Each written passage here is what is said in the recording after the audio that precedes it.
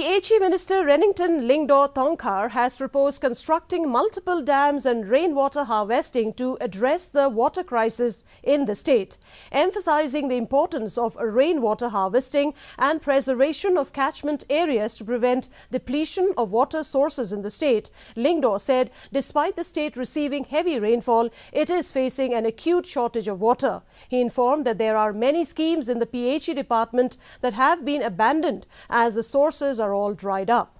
When asked, the PHE minister informed that the department has already initiated work to provide drinking water to over 5.32 lakhs out of 5.89 lakh households targeted to be completed this year.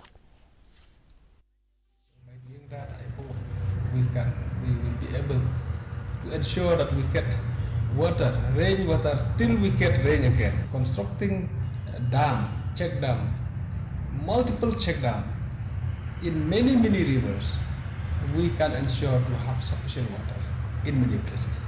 In some of the scheme, maybe we don't get sources, we don't get a river.